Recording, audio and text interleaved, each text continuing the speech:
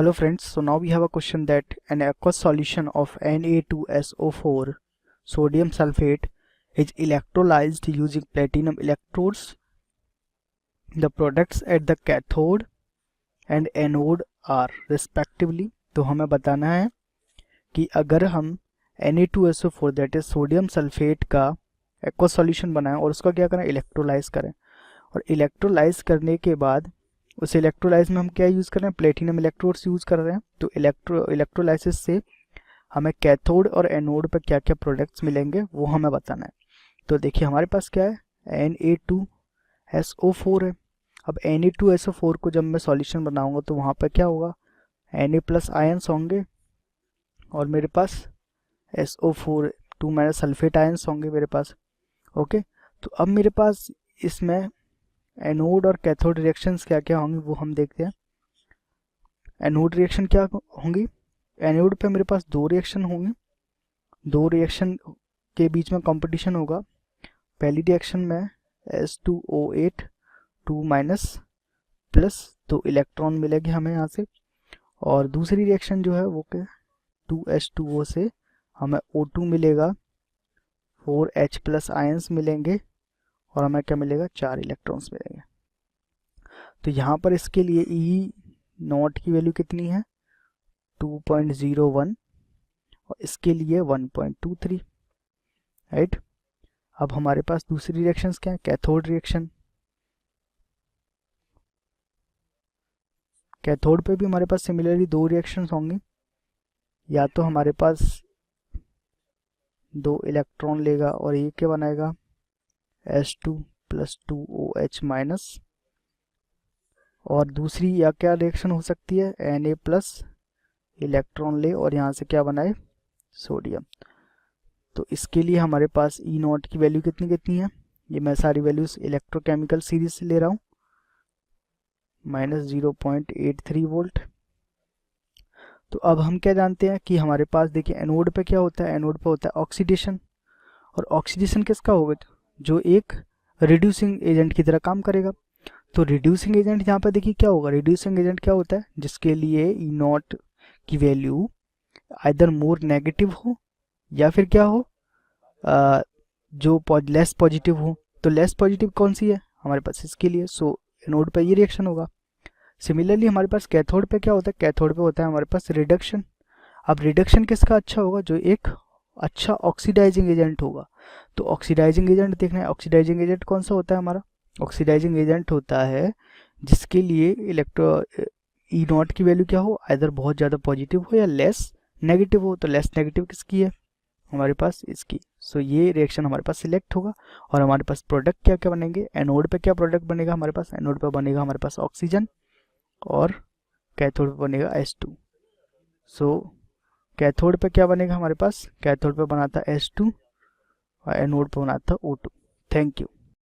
Hello friends, हमारे पास question है, hydrolysis of 1 mole of पर oxo disulphuric acid produces 2 moles of sulphuric acid, 2 moles of peroxo monosulfuric acid, 1 mole of sulfuric acid, 1 mole of peroxo monosulfuric acid and 1 mole of sulfuric acid, 1 mole of peroxo monosulfuric acid and 1 mole of hydrogen peroxide।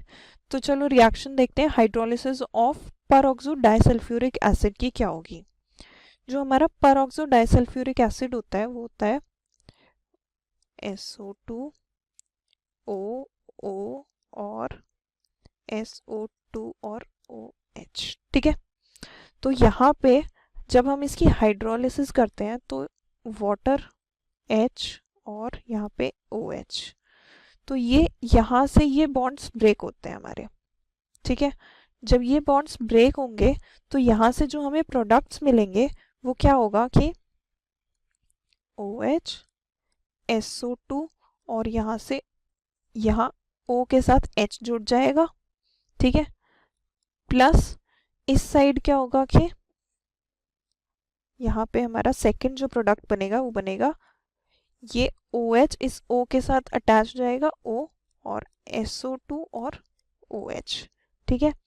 तो ये तो हो गया हमारा sulphuric acid H2S और O4, ठीक है। ये हो गया हमारा सल्फ्यूरिक एसिड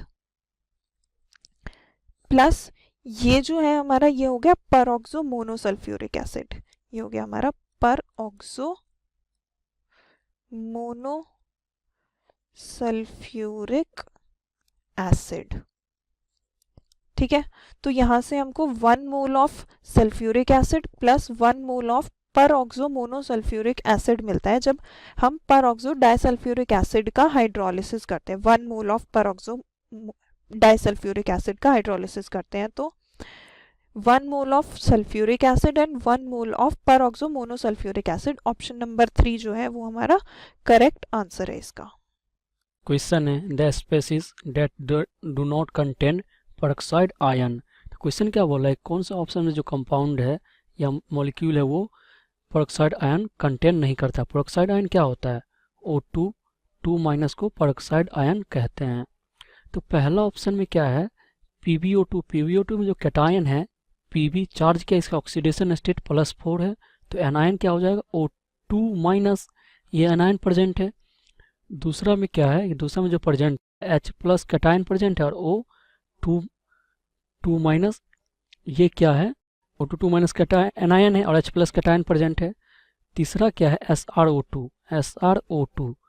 तीसरा में कैटायन क्या है, कैटायन है Sr2+ और एनायन क्या है O2 2 माइनस।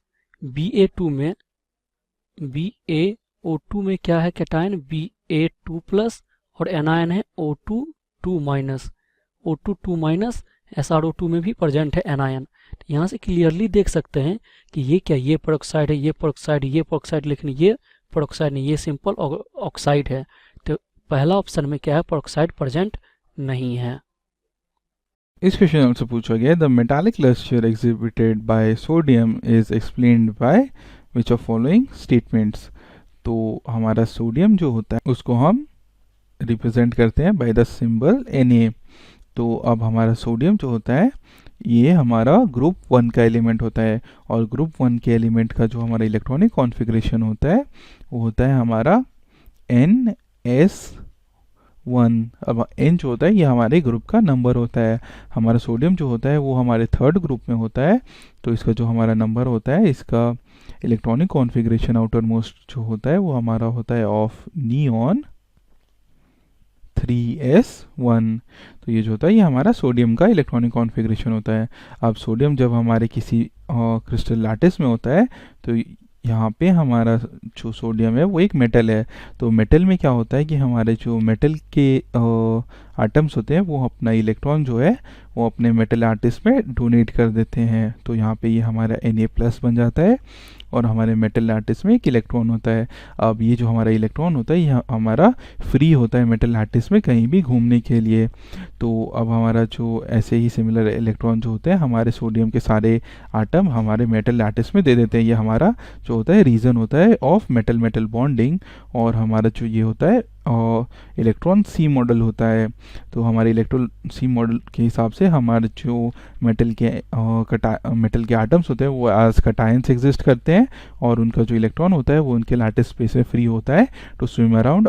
तो इसी वजह से जो हमारे इलेक्ट्रोस्टैटिक फोर्स बनता है उसकी वजह से हमारे जो मेटल होते हैं वो इतने स्ट्रॉन्ग होते हैं। तो अब हमारा जो मेटालिक लस्टर होता है वो हमारे इन इलेक्ट्रॉन के हमारे विजिबल लाइट में से जो है एनर्जी एब्जॉर्ब करने की वजह से मिलता है। तो हमारा जो आंसर है वो हमारा ऑप्शन नंबर 3 है, ऑसिलेशन ऑफ लूज इलेक्ट्रॉन्स। क्योंकि हमारे जो ये इलेक्ट्रॉन्स है ये हमारा एनर्जी एब्जॉर्ब करेंगे और ये हमारे ऑसिलेट करेंगे जिसकी वजह से हमारा यहाँ पे जो है कलर प्रोड्यूस होता है। तो इस क्वेश्चन में ऑप्शन नंबर 3 हमारा करेक्ट आंसर होगा। Hello friends, so now we have question that a solution of sodium sulfate in water is electrolyzed using inert electrodes. Okay, the products at the cathode and anode are respectively. तो यहाँ हमें बोला गया है कि हमने sodium sulphate का solution लिया, उसको इलेक्ट्रोलाइज किया वाटर के अंदर, ओके, यूजिंग इनर्ट इलेक्ट्रोड्स के यूज करके। तो हमें बोला गया कि कैथोड और एनोड के ऊपर जो प्रोडक्ट्स बनेंगे वो क्या होंगे। ओके, तो सबसे पहले हम इनर्ट इलेक्ट्रोड समझते हैं।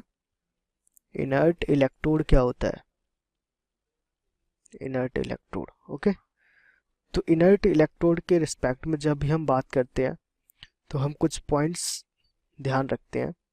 ओके, तो जैसे सबसे पहली चीज़ हम कब बात करते हैं, एक्चुअली इनर्ट इलेक्ट्रोड होता क्या है। इनर्ट इलेक्ट्रोड के रिस्पेक्ट में हम 298 kelvin temperature, okay, 1 atmosphere pressure, okay, 1 molar H plus ions concentration, and हमारे पास होता है प्लेटिनम का इलेक्ट्रोड, ओके, और हम इस प्लेटिनम इलेक्ट्रोड पे S2 गैस फ्लो करते हैं। ओके, तो होता क्या है कि हम कब बात करते हैं कि हमारे पास ये हमारे पास सॉल्यूशन है, तो इसमें हमारे पास, इसे हम SHG भी बोलते हैं। तो ये है क्या एक्चुअली, ये कुछ इस तरीके से है। ओके, तो यहाँ क्या बोलता है कि हमारे पास जब 298 केल्विन टेम्परेचर हो, 1 एटमॉस्फेयर का प्रेशर हो, और हमारे पास 1 मोलर H प्लस आयंस की कंसंट्रेशन हो हमारे पास, तो यहाँ पे ये सॉल्यूशन जो है इसमें H प्लस आयंस की कंसंट्रेशन क्या है, 1 मोलर H प्लस आयन। तो यहाँ पर कंसंट्रेशन क्या है, 1 molar H plus ion concentration है। ओके, और हमारे पास ये इलेक्ट्रोड किसका है, ये प्लेटिनम का इलेक्ट्रोड है। ओके, यहाँ पर हमारे पास टेम्परेचर कितना है, 298 kelvin, pressure 1 atmosphere, okay, 1 molar H plus ions की कंसंट्रेशन है हमारे पास सॉल्यूशन के अंदर, प्लेटिनम का इलेक्ट्रोड है। अब इस प्लेटिनम के इलेक्ट्रोड पे जब हम hydrogen gas H2 gas flow करें, okay, this is H2 gas, तो इस इलेक्ट्रोड को हम बोलते हैं इनर्ट इलेक्ट्रोड, या हम इसे SHE और NHE, स्टैंडर्ड हाइड्रोजन इलेक्ट्रोड और नॉर्मल हाइड्रोजन इलेक्ट्रोड, ये भी बोलते हैं। ओके, तो समझ में आ गया इनर्ट इलेक्ट्रोड क्या है। अब हमें यह सॉल्यूशन में क्वेश्चन में बोला जा रहा है कि सोडियम सल्फेट का हमारे पास सोल है। तो सबसे पहले सोडियम सल्फेट देख लेते हैं, Na2SO4, जब आयोनाइज करेंगे तो किस तरीके से आयोनाइज होगा, Na प्लस SO4 2-, ओके, ऐसे ही आयोनाइज होगा ये। और हमारे पास वाटर भी है, तो वाटर कैसे आयोनाइज होगा, H2O H plus plus OH minus, okay, इस तरीके से। अब हमारे पास SHE में होगा क्या, कि होना क्या चाहिए भाई, कैथोड की अगर हम बात करें, अगर हम एट एनोड देखें कि एनोड पे क्या रिएक्शन होगी, तो एनोड की तरफ हमारे SO4 2- आयंस मूव करने चाहिए, पर नहीं, SHE के केस में हमारे पास यहाँ OH माइनस आयंस एनोड की तरफ मूव करेंगे। ओके, तो होगा क्या, रिएक्शन कैसे होगी, OH माइनस आयंस होंगे हमारे पास, OH माइनस आयंस क्या करेंगे, ये OH माइनस आयंस हमें 2 इलेक्ट्रॉन्स रिलीज करेंगे, ओके, 1/2 ऑक्सीजन, ओके, प्लस हमारे पास बनेगा H2O। ओके, अब हमारे पास कैथोड पे क्या रिएक्शन होगी, एट कैथोड, तो कैथोड पे भी हमारे कौन से जाना चाहिए, Na प्लस आयंस, पर नहीं, यहाँ हमारे पास कौन से जाएंगे, H प्लस आयंस। सो हमारे पास क्या होगा, 2H प्लस आयंस प्लस ये जो इलेक्ट्रॉन्स है, इन इलेक्ट्रॉन्स को ये यूज़ करेगा, और हमारे पास क्या प्रोडक्ट बनेगा, S2।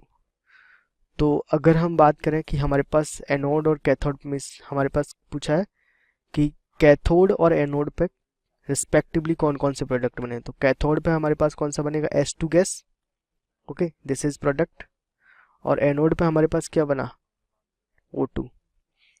तो राइट ऑप्शन हमारा क्या होगा, S2O2, B is the right option.